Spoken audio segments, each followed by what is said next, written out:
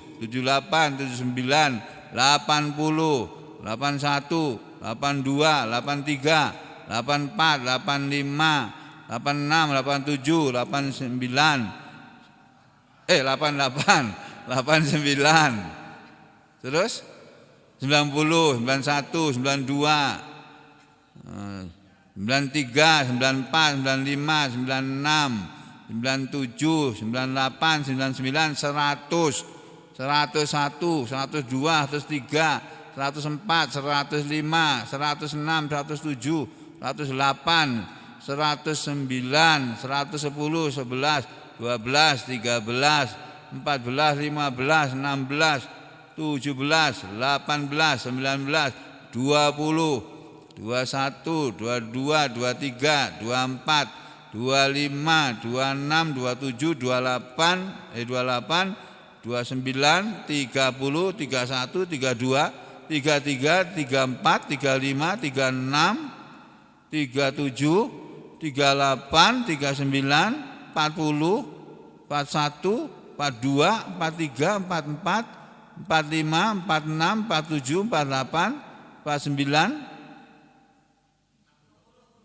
50, 51, 52, 53, 153 kitab tafsir di sini ada ini. Itu sudah saya buka satu-satu. Keterangannya hampir sama semuanya. Masya Allah. Kita ngambil perwakilan satu aja tadi. Karena kitab yang paling populer, yang paling banyak dibaca ulama di seluruh dunia, itu adalah kitab tafsir Ibnu Katsir ini. Walaupun beliau punya senior di atasnya, ada juniornya juga, tapi kebanyakan ulama rujukannya ke sini kalau belajar kitab tafsir ini. Ya, walaupun ada sebagian ulama di Indonesia ini kitab tafsir Jalalain, itu kitab tafsir kecil tuh, nggak lengkap di situ. Tapi lumayan daripada nggak ngerti kitab tafsir sama sekali. Ya, orang kalau belajar di pondok pesantren, apalagi pondok pesantren NU, itu kitab tafsir Jalalain harus di luar kepala sudah. Ya, kecil tapi isinya padat. Ya. Jadi tadi kita jelaskan di sini lah. Mana tadi ini? Nih. Jadi fa innaha dzammatun, maka sesungguhnya adalah perbuatan tercela. Liman bagi siapa saja yang adalah anil kitabi was sunnah, dia berpaling atau menyimpang dari Al-Quran dan sunnah, wa tahakamu ila ma siwahuma minal batil, dan dia berhukum kepada apa saja yang selain keduanya, selain Alkitab dan sunnah, minal batil, dia itu dari sesuatu yang batil. Wa huwa, dan dia itulah al-murad, yang dimaksud bit tauhid, dengan sebutan tauhid hahuna di sini. Yang disebut dengan tauhid dalam ayat ini adalah apa saja yang selain Al-Quran dan sunnah yang dipakai oleh manusia untuk memutuskan perkara. Jadi KUHP itu termasuk tauhid itu. Termasuk batil itu. Tapi dipakai di Indonesia karena negara kita bukan negara Islam. Kita undang-undangnya kita undang-undang hukum pidana, hukum perdata itu. Ya apa boleh buat, sudah terlanjur kok negara ini dibikin seperti itu. Ini supaya kita tahu. Jadi kalau kita berperkara ke pengadilan itu pakai hukum tauhid itu. Bukan hukum Islam. Yang bikin KUHP itu siapa sih? Itu warisan Belanda ya. Sekarang ini mau dibikin KUHP yang baru, tapi juga itu buatan manusia juga. Diperdebatkan, diperselisihkan sampai hari ini belum selesai, belum kelar. Karena ada sesuatu yang aneh dalam kitab undang KUHP yang baru akan disahkan ini. Banyak hal-hal yang aneh di sana, yang enggak pantas, enggak bisa dijadikan sebagai patokan keadilan, itu tidak bisa. Nah ini para sarjana hukum, para orang kuliah di hukum ini yang harus tahu yang kayak begini-begini ini. Nah, kalau saya kan bukan sarjana hukum, saya itu sarjana kedokteran. Saya itu kuliahnya di bidang kedokteran, tapi saya suka kepada Al-Quran dan saya mempelajari Al-Quran.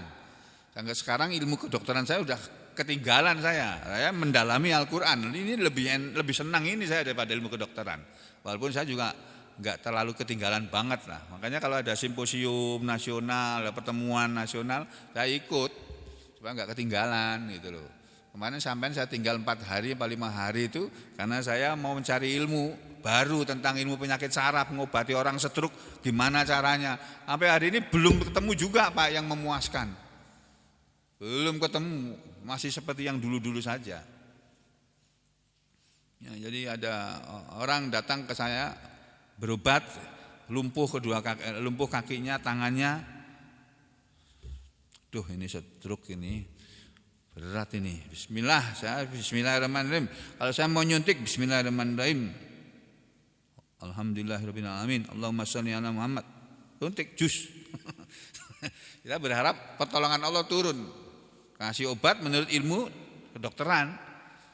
Itu lain-lain, Pak. Sama penyakitnya, sama persis. Saya suntik dengan obat yang sama, saya kasih obat dengan obat yang sama. Ada yang sebulan sembuh, ada yang 3 bulan baru sembuh, ada yang 6 bulan baru sembuh, ada yang setahun baru sembuh, ada yang sampai 3 tahun enggak sembuh. Kenapa? Itu tandanya bahwa yang menyembuhkan itu bukan saya, bukan obat itu tadi, tapi Allah yang menyembuhkan. Makanya kadang-kadang saya heran, ada orang datang, saya lihat lagi catatan yang lalu, ini sebulan yang lalu ke sini nih. Apa keluhannya? Dok, ini sudah bisa jalan. Hah? Memang dulu nggak bisa jalan. Lo gimana sih pian nih? Dulu ini orang ini digendong ini masuk ke sini nggak bisa jalan. Pakai kursi roda ke sini. Iya kah? Kok catatanku nggak ada ya? Ya itulah. Kadang-kadang aku nyatatnya nggak sempurna. Karena apa? Lalu 50 orang semalam itu aku nyatatnya pelan-pelan. Aduh jam berapa kelarnya aku misalnya? Aku gitu aja cepat kerja. Kalau nggak gitu jam 12 malam berselesai aku. 1 orang 5 menit sudah cukup sudah. Tapi ya itu tadi administrasinya kurang lengkap. Aku jadi dulu emang dulu nggak bisa jalan. Nggak bisa dok. Gerak gini nggak bisa. Nggak bisa lumpuh total. Loh kok sekarang bisa jalan? Nggak tahu ini sampai kasih obat ini loh. Ya, Masya Allah kaget saya ya Allah. Harusnya itu saya tulis dulu kekuatannya ototnya berapa. Kalau orang normal itu kekuatannya tuh 5. Orang yang kekuatannya 5 itu kalau kita ajak salaman, Pak ayo salaman, sampai tarik. Nah, enggak lepas itu 5. Kalau ditarik masih lepas itu 4. Ya, tarik ini masih bisa lepas itu, Pak. Terus kalau dia bisanya cuma ngangkat tangan sampai gini aja, enggak kita tahan gini, enggak bisa ngangkat, itu 3 kekuatannya. Terus kalau misalkan dia ngangkat ini enggak bisa, ngangkat tangan gini enggak bisa, angkat tangannya Pak enggak bisa, dia cuma bisa menggerakkan jari gini aja, ngangkat enggak bisa, jarinya gerakan masih bisa gerak sedikit, ini 2. Terus kalau gerakan jari enggak bisa, diam aja gini, ayo gerakan, diam aja, tapi sedikit ada gerakan otot, itu 1. Gerakan sama sekali enggak ada, gerakan otot kedut-kedut enggak ada, 0 kekuatannya, lumpuh total itu 0. Itu diobati dengan obat-obat stroke itu, ada yang bisa sembuh dengan cepat, ada yang lambat. Nah kadang-kadang saya heran juga, kenapa ya? Ya tadi saya tanya, ini sampean minum obat teratur? Iya teratur. Dan pengalaman saya Pak, saya itu jadi spesialis saraf itu mulai tahun 2001, 2001 saya lulus spesialis saraf, sekarang 2022, jadi 21 tahun sudah. Saya kerja sebagai dokter spesialis saraf 21 tahun. Pengalaman saya Pak, orang-orang yang sakit stroke tapi masih bisa tersenyum, masih bisa ketawa, masih bisa diajak bercanda, itu sembuhnya cepat. Tapi kalau ketemu orang stroke datang tanya, ada apa Pak? Enggak ada, dikacandai, diajak bercanda gitu, enggak mau ketawa juga. Aduh sudah ini, lama sembuhnya Pak. Apalagi yang penyarikan Pak, wah sudah, tambah lawas sembuhnya itu. Betul itu, sampai jangan penyarikan ya. Jadi kalau sakit cepat sembuh. Ya, sudah kembali ke sini saudara ya. Jadi saudara, ini ayat ini menerangkan kepada kita bahwa orang yang berhukum kepada hukum selain hukum Islam itu termasuk orang munafik, dan itu perbuatan durhaka kepada Allah. Itu loh. Ini loh ayatnya, ayat 60. Nah, kalau orang muslim berhukumnya kepada hukum Islam, kepada syariat Islam. Dan yang dikehendaki oleh setan memang seperti itu. Wa yuridu syaitanu ayyudillahum dhalalan ba'idan. Ini ayatnya kan sebelumnya mengatakan yuriduna ayatakamu ila tauhid. Ada sebagian manusia mereka menginginkan berhukum kepada tauhid, kepada hukum selain hukum Islam, wa qad umiru ayakfuru bih, padahal sungguh mereka telah diperintah oleh Allah untuk mengingkari tauhid, mengingkari hukum selain hukum Islam.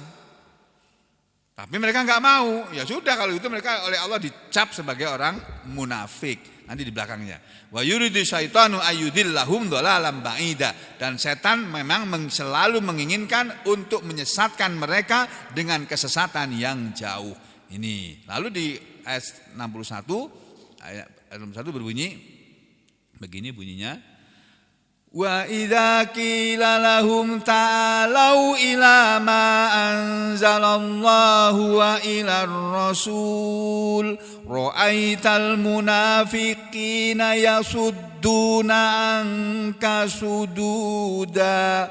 Wa idza, dan ketika kila dikatakan lahum kepada mereka, ta'alau kemarilah kalian, ila kepada ma anzalallah, apa yang Allah telah turunkan. Ayo kalian semua berhukum kepada Al-Quran, wa ilar rasul, dan ayo kalian semua berhukum kepada Rasul. Ra'aita, engkau Muhammad pasti melihat al-munafikina, orang-orang munafik itu, yasudduna angka, mereka akan menghalangi terhadap kamu, dari kamu, sududan, dengan sebenar-benar menghalangi. Jadi mereka orang-orang munafik itu akan menghalangi orang dari berhukum dengan hukum Islam. Orang yang menghalangi seseorang berhukum dengan syariat Islam itu orang munafik, walaupun dia kiai haji, gak peduli. Makanya kita jangan seperti itu. Ini loh perlunya kita ngaji itu supaya tahu kita ini posisi kita di mana. Posisi kita berada pada posisi orang yang beriman atau orang kafir atau orang musyrik atau orang munafik kita ini. Itu alat ukurnya, patokannya ya Al-Qur'an ini. Ini ya. Jadi di sini dalam tafsir Ibnu Katsir dan tafsir Al-Baghawi dikatakan, dan apabila dikatakan kepada mereka, ayolah kalian semua kepada Al-Quran dan kepada Rasul, kepada sunnah Rasul, engkau Muhammad akan melihat, pasti melihat orang-orang munafik itu akan menghalangi dari kamu dengan sebenar-benar menghalangi. Maksudnya yuriduna angka i'radon. Orang-orang munafik itu akan berpaling darimu Muhammad dengan sebenar-benar berpaling. Jadi orang munafik itu enggak suka kepada Islam. Kalau ada orang Islam tidak suka kepada Islam, itu orang munafik, Pak. Bu. Makanya kita jangan begitu. Kita kalau ada perkara, kita cari jalan keluarnya. Dengan apa? Dengan Al-Quran. Kita bisa selesaikan dengan Al-Quran, pakai Al-Quran. Itu. Kalau Ibnu Katsir mengatakan yaitu yuriduna, mereka orang-orang munafik berpaling angka darimu Muhammad i'radon, dengan sebenar-benar berpaling, kal mustakbirina an dzalika, seperti orang-orang yang takabur terhadap itu. Kama qala, sebagaimana telah berkata, telah berfirman Ta'ala, Allah yang maha tinggi, anil musyrikin, tentang orang-orang musyrik. Jadi Allah, Ibnu Katsir membawakan ayat lain. Ini loh contoh ayat lain yang berbicara tentang orang musyrik. Jadi kalau ada orang tidak mau berhukum kepada hukum Islam, itu mereka kalau bukan orang munafik, mereka orang musyrik. Nih contohnya. A'udzu billahi minasyaitonir rajim. Wa idza qila lahumuttabi'u ma anzalallah qalu bal nattabi'u ma wajadna 'alaihi aba'ana. Ini surat Luqman. Surat 31 ayat 21. Di surat Luqman yang tergolong surat Makkiyah, surat yang turunnya di Mekah, itu ada ayat berbunyi begini. Wa idza, dan apabila dan jika kila dikatakan lahum kepada mereka orang-orang Mekah itu, wahai Nabi, wahai Rasul, kalau kamu Muhammad berkata kepada mereka orang-orang musyrik itu, ittabi'u, kepada orang-orang Mekah penyembah berhala itu, ittabi'u, ayolah kalian semua mengikuti, ittabi'u, ikutilah oleh kalian semua, ma anzalallah, apa yang Allah telah menurunkan. Maksudnya, orang-orang Mekah, ayo kalian semua mengikuti ini apa yang Allah telah turunkan, yang aku bawa ini, wahyu yang aku bawakan ini. Qalu, mereka berkata, mereka menjawab, bal, bahkan, wa nattabi'u, kami akan mengikuti, ma wajadna, apa yang telah mendapatkan, alaihi, atas dia, aba'ana. Orang-orang musyrik Mekah dulu kalau diajak oleh Nabi Muhammad SAW untuk mengikuti Al-Quran, mereka menjawab begini, enggak, kami akan mengikuti nenek moyang kami, yang nenek moyang kami dulu telah mendapati, berada di atasnya. Kami akan mengikuti nenek moyang kami. Padahal nenek moyang orang Arab dulu penyembah berhala. Ini artinya orang-orang musyrik penyembah berhala, orang-orang musyrik Mekah dulu, para penyembah berhala, kalau diajak kepada Al-Quran gak mau mereka. Mereka maunya mengikuti nenek moyangnya. Nah, kita jangan suka mengikuti nenek moyang. Kita mengikuti Al-Quran, mengikuti Allah. Lewat mengikuti Al-Quran ini, mengikuti Rasul Nabi Muhammad SAW yang selalu diperingati hari kelahirannya setiap tahun di Indonesia ini dengan Maulid Nabi itu. Selalu diadakan perayaan Maulid Nabi atau Maulid Nabi itu. Tujuannya kan supaya mengingatkan umat Islam kepada Nabi Muhammad SAW dan ajarannya. Tapi yang terjadi ternyata tujuannya tidak tercapai, Pak. Mauludnya aja yang terus berlangsung. Tapi mereka yang merayakan Maulid Nabi enggak tahu ajaran Nabi Muhammad SAW, enggak ngerti. Al-Quran dia mereka enggak pernah ngaji, gimana mau tahu ajaran Islam? Nah, kita jangan begitu.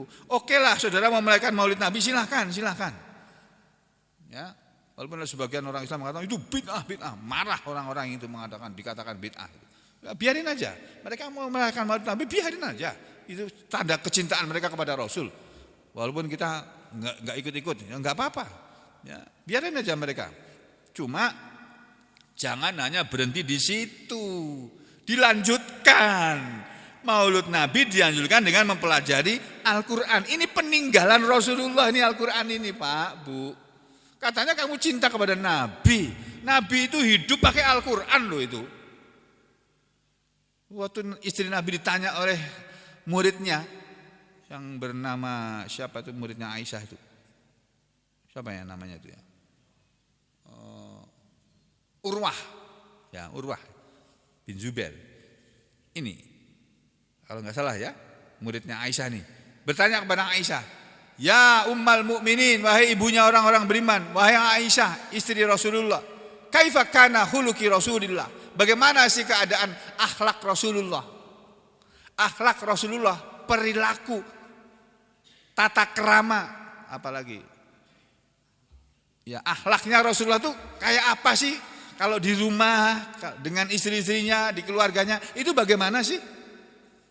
Aisyah tidak menjawab, malah balik bertanya, "Ataqra'unal Qur'an? Apa kamu sudah baca Al-Qur'an?" "Bala ya Aisyah." "Oh sudah." Karena khuluquhul Qur'an, adalah akhlak beliau ya Al-Qur'an itu. Al-Qur'an itulah akhlak beliau. Jadi kalau Al-Qur'an menyuruh anak-anak berbuat baik kepada orang tuanya, Rasulullah itu berbuat baik kepada orang tuanya walaupun orang tuanya belum menjadi muslim waktu bertemu masa-masa hidupnya. Beliau kepada para paman-pamannya walaupun memusuhi beliau berbuat baik kepada para paman-pamannya. Beliau kepada tetangganya berbuat baik, kepada istrinya sayang dan seterusnya, ya. Jadi saudara sekalian, Ibnu Katsir mengatakan bahwa haula'i wa haula'i, mereka ini bikhilafil mu'minin, berselisih dengan orang-orang beriman. Orang-orang musyrik penyembah berhala ini orang-orang yang menyelisih orang-orang beriman. Alladzina qala Allahu fihim, yang Allah telah berfirman fihim tentang mereka, ya. Jadi selain orang-orang musyrik yang disebut oleh Allah dalam surat Luqman ini, ada lagi haula'i, mereka, wa haula'i, dan mereka orang-orang munafik, mereka orang-orang musyrik, wa haula'i, dan mereka, yakni bikhilafil mu'minin, yang menyelisih orang-orang beriman, alladzina qala Allahu fihim, yang Allah telah berfirman tentang mereka dalam surat lain, yakni dalam surat An-Nur, surat yang ke-24 ayat 51, ada ayat yang berbunyi seperti ini. Innama kana qaula ini salah ini. Innama kana qaulu mestinya ini, ya. Coba lihat surat An-Nur ayat 51, Mas. Surat An-Nur itu surat ke-24, halaman berapa, Pak? Di Al-Qur'an? Surat 24. 356. Ayat 51 ya.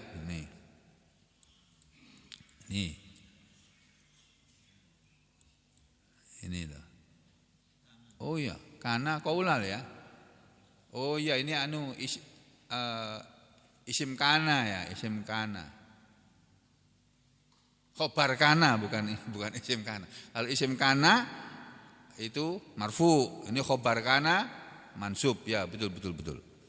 Innama kana qaulal mu'minina idza du'u ila Allahi wa rasulih liyahkuma bainahum ayyaqulu sami'na wa ata'na wa ulaika humul muflihun.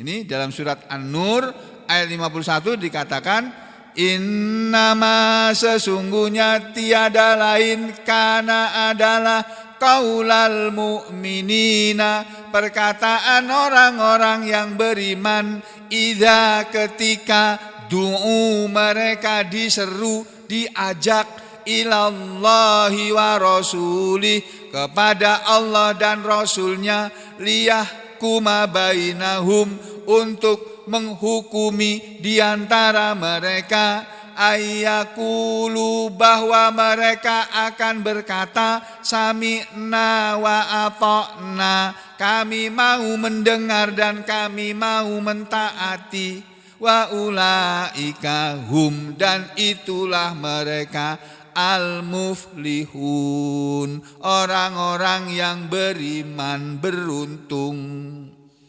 Jadi orang beriman itu ketika diajak berhukum kepada hukum Allah dan hukum Rasulnya, kepada kitab Allah dan sunnah Rasulnya, untuk memutuskan perkara di antara mereka, mereka akan mengatakan sami'na wa ata'na. Itu orang beriman itu begitu, sami'na wa ata'na, bukan sami'na wa asoina. Nah, kalau orang kafir, orang munafik, orang zalim, orang fasik, sami'na wa asoina. Itu ya. Nah, kalau kita mengaku beriman, ya harus mau diajak kepada Al-Quran dan As-Sunnah. Begitu loh. Ini yang terdapat dalam dua ayat ini. Nah, berikutnya saudara, pada ayat 62 dan 63 Allah Subhanahu wa taala berfirman begini. Fa kaifa idza asabathum musibah. Fa kaifa idza asabathum musibatun bima qaddamat aydihim thumma ja'uka yahlifuna billah in aradna illa ihsanan wa taufiqa. Ulaika alladzina ya'lamullahu ma fi qulubihim fa'arid anhum wa'idhum wa qul lahum fi anfusihim qawlan baligha. Ini dua ayat ini berbicara tentang orang munafik juga. Ciri-ciri orang munafik itu kata Allah, fa kaifa, maka bagaimana, idza ketika asabathum telah menimpa mereka musibatun, satu musibah. Orang-orang munafik itu kalau terkena musibah, Nabi kita diberitahu oleh Allah, Muhammad, orang-orang munafik itu kalau tertimpa musibah, padahal musibah itu menimpa mereka bima qaddamat aydihim, dengan sebab apa yang telah berbuat, telah mendahului, telah berbuat aydihim, tangan-tangan mereka. Musibah itu menimpa mereka karena perbuatan mereka sendiri.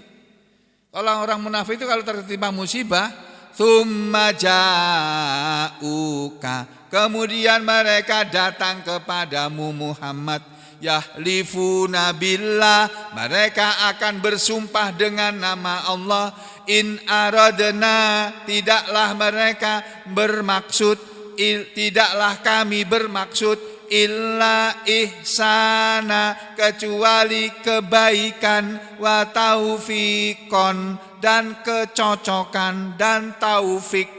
Jadi orang munafik itu kalau tertimpa musibah, mereka disalahkan enggak mau. Loh, kami berbuat begini itu maksud kami itu kebaikan yang kami maksudkan. Dan kami ini maunya itu sesuai dengan taufik, sesuai dengan petunjuk. Maksud kami begitu. Padahal mereka menyelisih Al-Quran, menyelisih Islam, terus terkena musibah. Yang disalahkan bukan diri mereka. Mereka enggak mau disalahkan, tapi mereka membela diri, bahkan berani bersumpah, demi Allah kami ini tidak bermaksud kecuali berbuat baik dan mengikuti petunjuk. Lalu Allah bilang, ulaika alladzina ya'lamullah, mereka itulah orang-orang yang Allah mengetahui ma fi qulubihim, apa yang ada dalam hati mereka. Mereka berdusta itu Muhammad, bilang mereka ingin kebaikan, ingin mendapat petunjuk. Enggak ada orang munafik yang ingin kebaikan, ingin dapat petunjuk, itu enggak ada. Itu mereka menginginkan sesuatu yang menurut hawa nafsunya saja. Tapi mereka enggak mau disalahkan. Makanya Allah mengatakan, mereka itu orang-orang yang Allah tahu apa yang ada dalam hati mereka. Fa'arid anhum, maka berpalinglah engkau Muhammad dari mereka. Dan Nabi Muhammad disuruh berpaling dari orang munafik. Kamu jangan percaya sama omongan orang munafik Muhammad. Nah ini artinya berlaku untuk kita juga. Kita jangan percaya sama omongan orang-orang munafik. Orang-orang munafik yang bagaimana? Ya orang Islam tapi yang nggak mau kepada syariat Islam tuh munafik semua itu. Wes ngono ae. Jelas itu. Gitu aja udah, jelas itu. Makanya kita jangan jadi orang munafik. Kita orang muslim yang pakai hukum Islam. Walaupun di negara ini enggak berlaku ya enggak apa-apa. Kita pakai antar kita sendiri kok, antar umat Islam aja kok. Kita tetap patuh kepada aturan negara, iya. Ini aturan negara dibuat untuk supaya negara ini berjalan dengan baik kok. Aturan lalu lintas ini. Mana ada dalam Al-Qur'an nih? Lampu merah, kuning, hijau, enggak ada. Dalam Al-Qur'an enggak ada, dalam hadis juga enggak ada. Kamu kalau sampai di perempatan ada lampu merah, itu stop, taat kamu.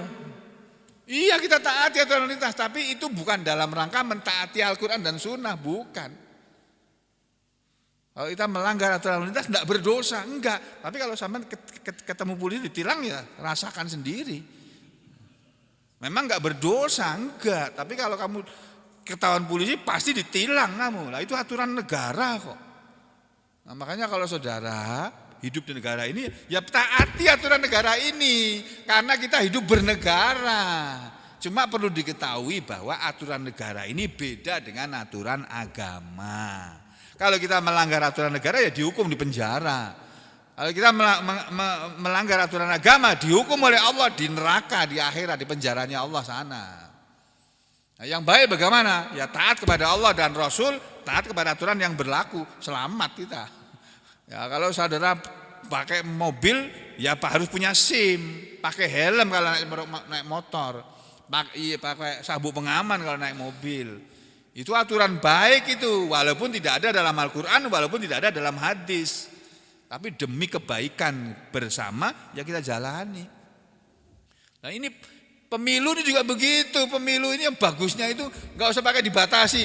Untuk partai untuk mencalonkan presiden harus punya suara 20%, itu aturan apa itu? Enggak usah pakai begitu-begitu, 0% udah.